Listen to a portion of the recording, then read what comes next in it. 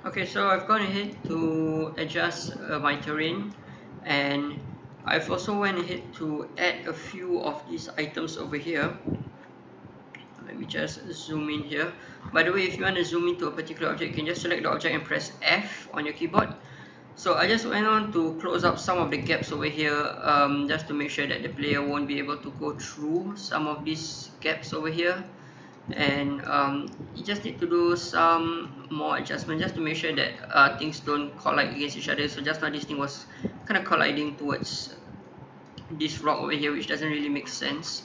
So just spend some time to go around, or maybe you can just run the game and have your Alan character to go around and kind of inspect some of these areas over here, just to make sure that the player won't be able to go through some of the small gaps that you may have around your playing field over here.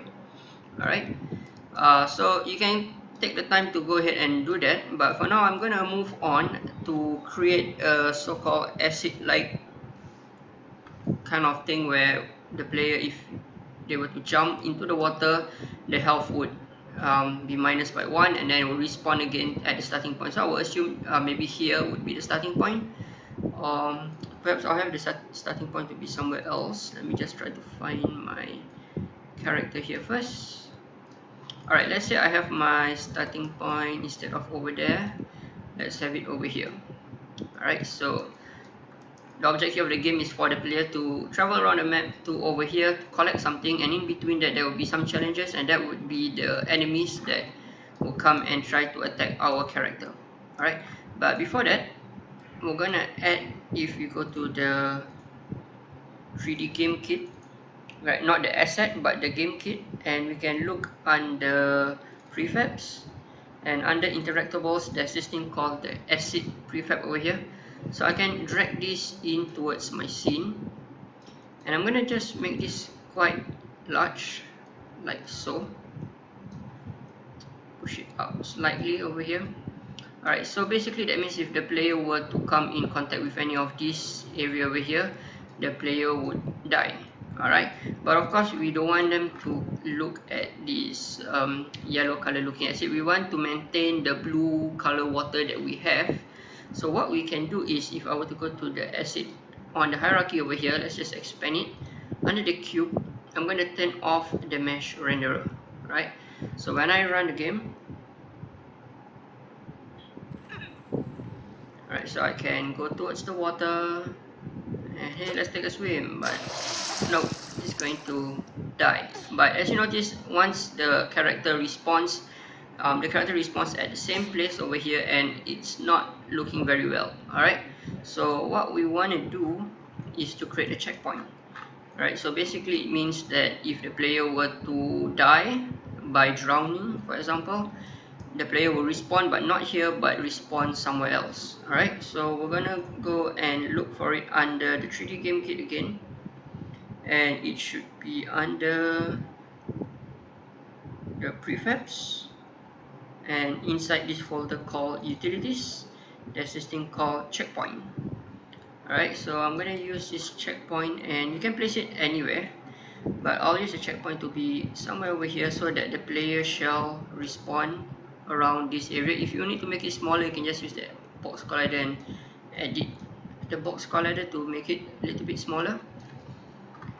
So this is where the player will respawn, and we want to make sure that this is known as a checkpoint.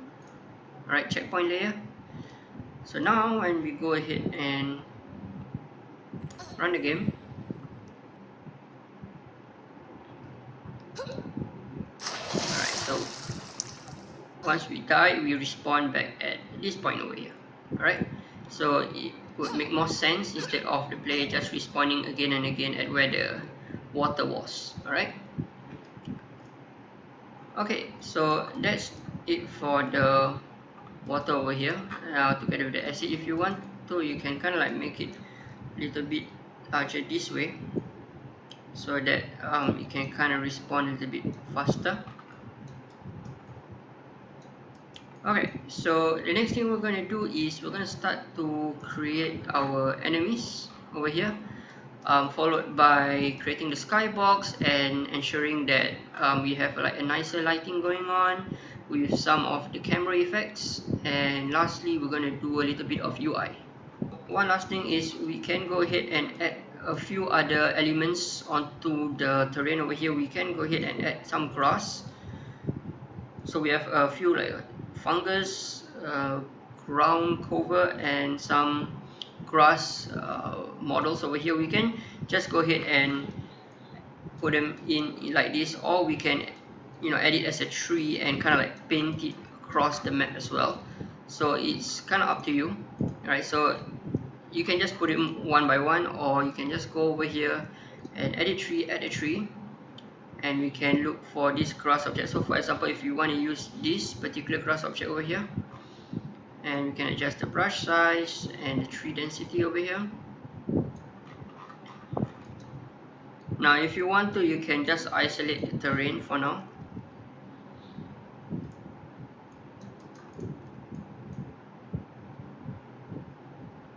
So let's go back here and add the tree, or the grass rather, and add this to our selection.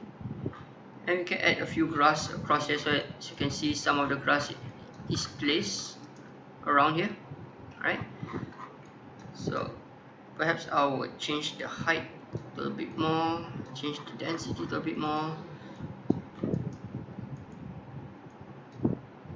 select the terrain,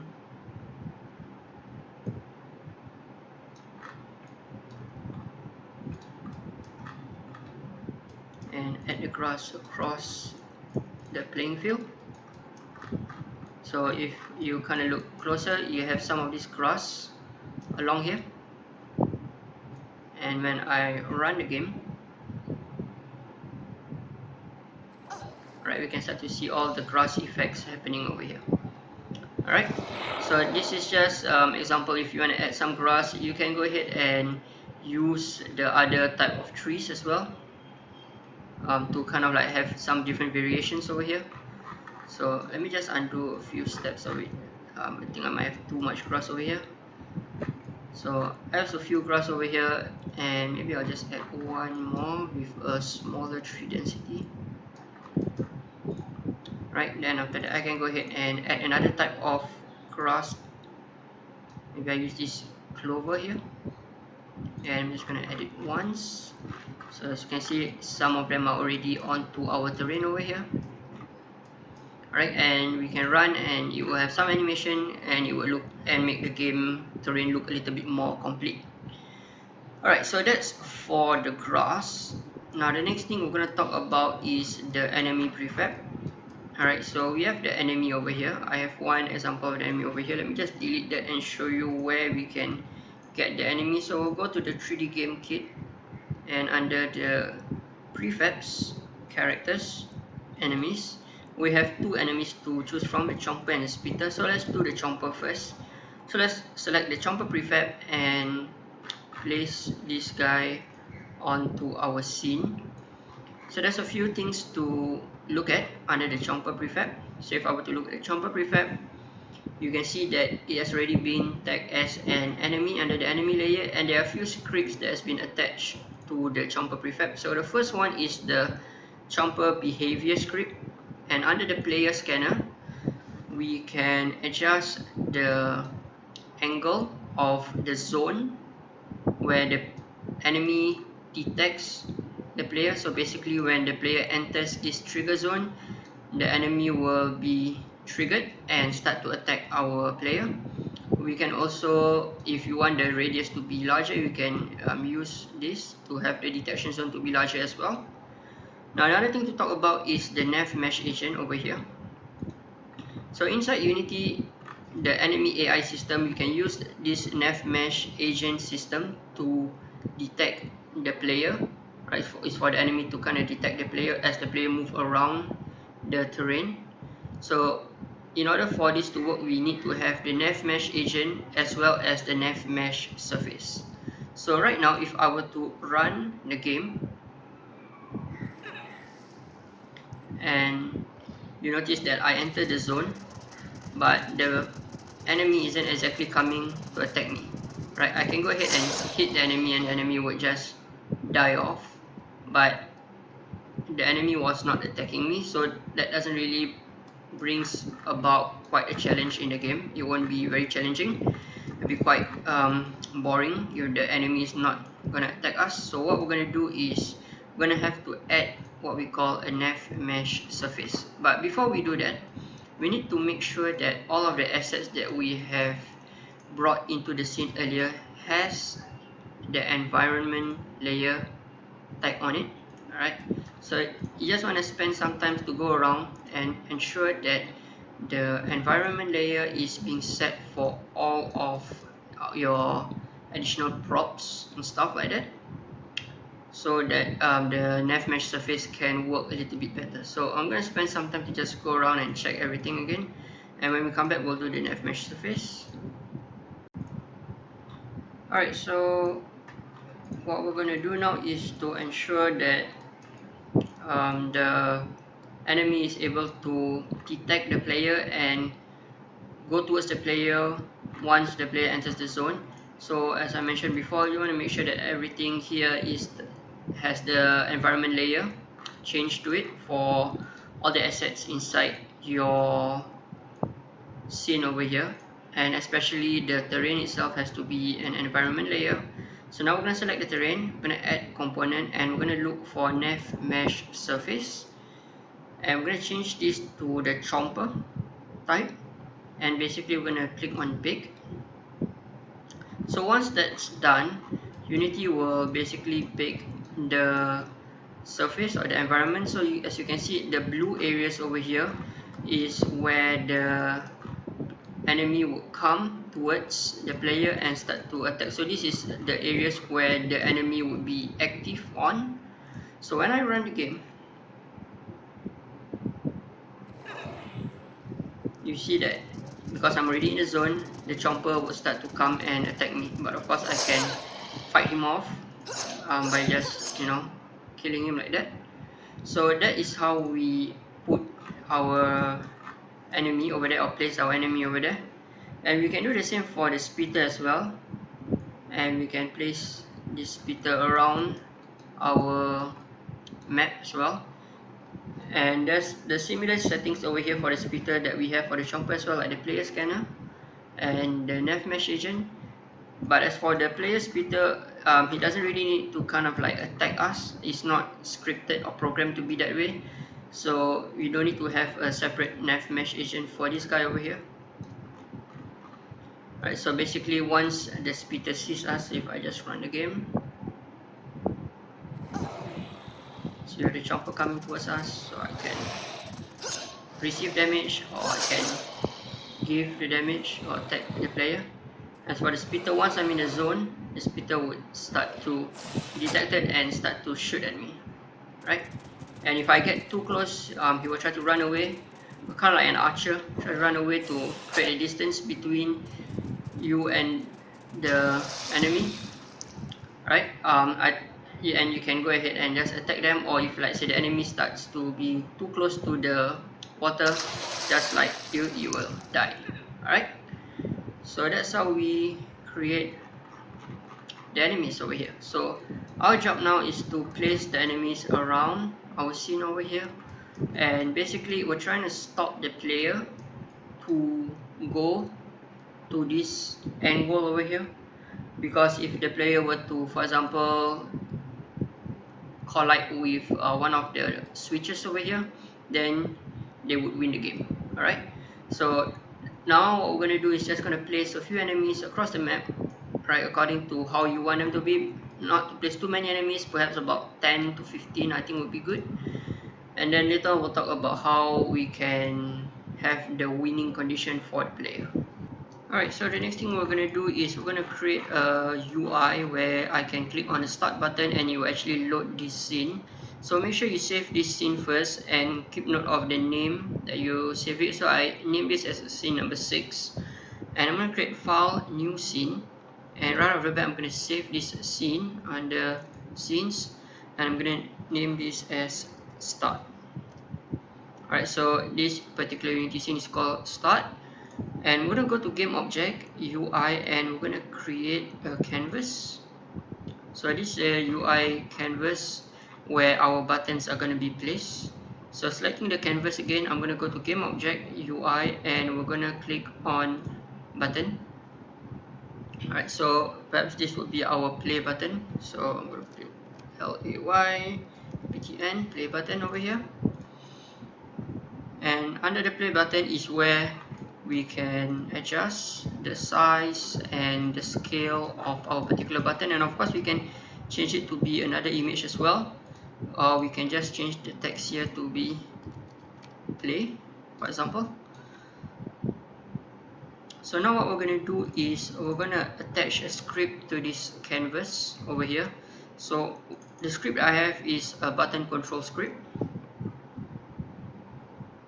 So if I have to open the script inside Visual Studio, it looks something like this. Basically, it is a button control script which is going to play the play button. Once it's played, it's going to load a particular scene, and the scene that I have is scene number 6. So if your scene name is something different, please change it over here. So once you're done with that, we're going to go to the canvas, and we're going to add that script onto the canvas. Alright, so once we've done that, we're going to go to our play button next, and under the on click, I'm going to click on the plus sign, drag my canvas onto the object. Under the button control from the function, then I'm going to click on play button. Alright, the next thing we're going to do is we're going to go to file, build settings. So yours might not be loaded up like this, or it might be empty, or it might be something totally different. So you can just delete away all of this and have it to be empty for now. So the first one we're going to put is the start scene, which is going to be 0, and the second one will be scene number 6, which is going to be 1. After that, we can close this, and then when we run this particular scene, click on the play button, it will load our game that we had on earlier. Right, so that is how we do a very basic play button. Okay, so next I'm just going to quickly show you how you can change some of these images to something of your own image. So first things first is we can go ahead and import a new asset, and I'm going to import a couple of assets here. So I have like a play button and a backdrop. So first things first, I'm going to change my play button into a sprite 2D and UI. So I'm going to select it and change the texture type to sprite 2D and UI, and click on apply.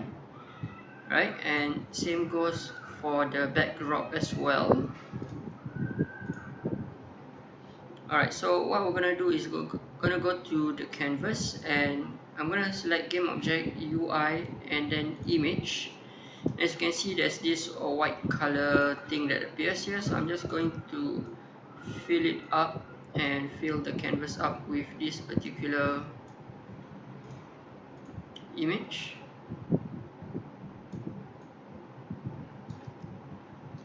Okay, you can just scale them accordingly. So once that is done, we can try to put this over here so that the play button will be visible. And over here they will ask for a source image, so I can drag in the backdrop that I had earlier, and this would be the source image that I might want to use. And then as for the play button, I can go to the play button, same thing again, they're asking me for a source image, and I'll select the play button source image, and let me just scale it accordingly. And there's a text over here which I do not need, I can close it. Right, so you can kind of scale it to whatever size that is comfortable. And when we play the game and click on play, and we will appear to the game that we have created just now. Alright, next thing that we can do is to create a end goal.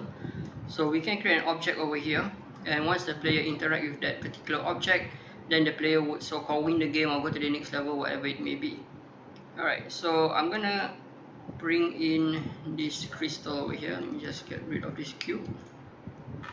So we have this crystal, and it's going to act as our end goal object, so to speak. And we can kind of make it a bit larger like this. Alright, so the first thing I'm going to add to this guy is a sphere collider. So it depends on what kind of object you have. So since I have this crystal which has which looks like a sphere, so therefore I'm going to add a sphere collider, and I'm going to click on is trigger. Right after that, I have a script here which I will show you in a while.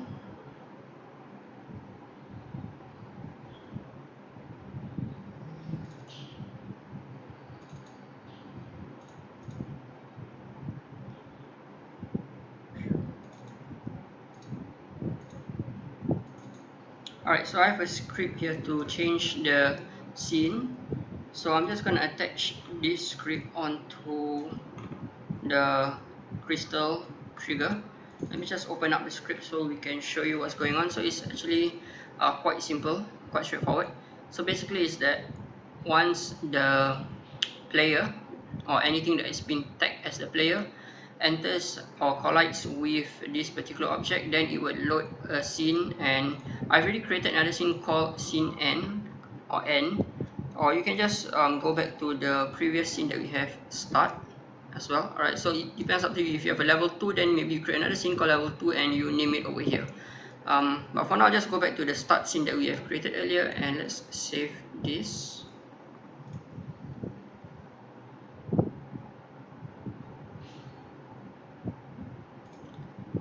Okay, so once we are done with that, we make sure that this is attached. The scene switch script is attached to our particular game object, and we want to also make sure that our Allen character, which is the one over here, has the tag player over here, since we told the script that you gotta look for any object that has the tag player, so which is this character over here. So when we run the game, alright, so we have a monster. We're gonna attack the monster, and once we enter the sphere, you will go back to the start scene, or you can go back to any other scene that you previously have. Alright, so I'm gonna place this particular trigger to the end over here. Alright, so perhaps it's some kind of orb or something that the player needs to come and collect at the end. And in between that will be where our enemies are, so we can go ahead and look for the prefabs, the characters, enemies, and we can start to place our enemies all around our map. Okay, so I'm not gonna exactly go through about game balancing just yet, perhaps not in this series of videos. I will go through that perhaps at another time, but you can just go around and add all these enemies across the map.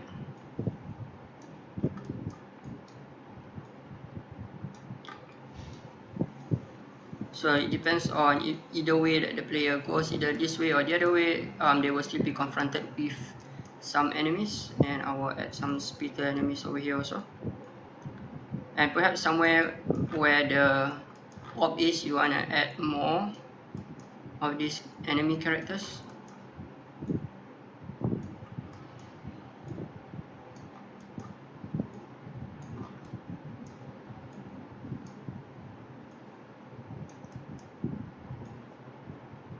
And perhaps I'll add one or two other chomper around where the orb is. Alright, so let's see what we have so far. So we have a few enemies attack us, so we gotta kill them off.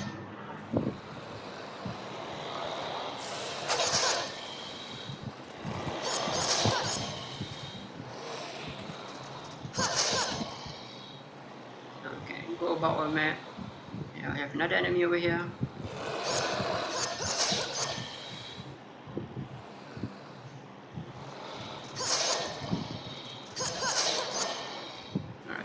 So I guess it's quite simple enough. Perhaps you can even add more enemies if you want to.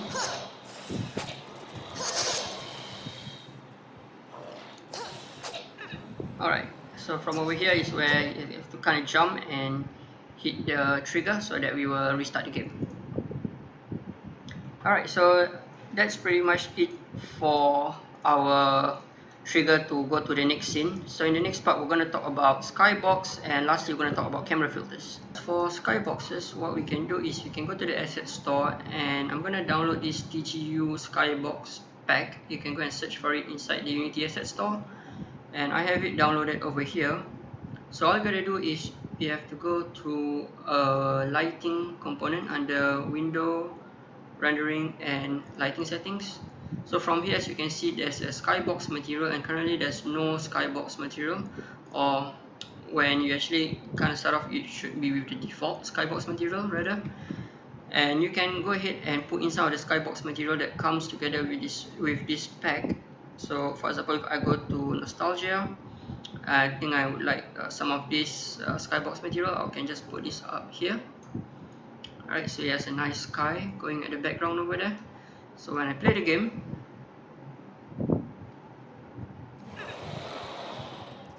alright, so we can go ahead and kill the enemies, and if you look up, we have a nice sky that kind of fits the background that we have. So the very last thing that I'm going to show you is the post-processing effect inside Unity. So inside the camera rig, if you look for the camera rig, this is the camera that follows your character around. Under the camera brain, we have the post-process layer and the post-process volume. For now, I've already gone on to add 3 effects over here: color grading, auto exposure and bloom. Alright, so if you were to add some of these effects over here and play around with, for example, the saturation, the hue and shift, a bit of the contrast, you can get different results to kind of make the colors more richer, much more richer. So let me just show you an example here. If I were to add an ambient occlusion in as well, and I can just increase the intensity a little bit, so it will have nicer shadows towards the edges of some parts of the game. Right, so there are a few things that we can add as well. For example, the bloom effect, auto exposure to try to make it slightly brighter, and of course the color grading as well. So feel free to explore and play around with some of these settings. One other thing to take note of is if you were to go to the directional light. Alright, so we kind of explored the directional light a little bit earlier on. I just want to make sure that we use soft shadows on this one, right, so that when we get towards the sides over here, the shadows won't be too harsh. So if I were to run the game, so you notice over here the shadows are not that harsh. We don't have harsh shadows, and we can kind of still see the contrast between the different colors in the game. Alright, so that's it for introduction to game level design in Unity. The next lesson we'll probably do something like a first-person shooter, something similar but with a first-person shooter. So thank you for watching.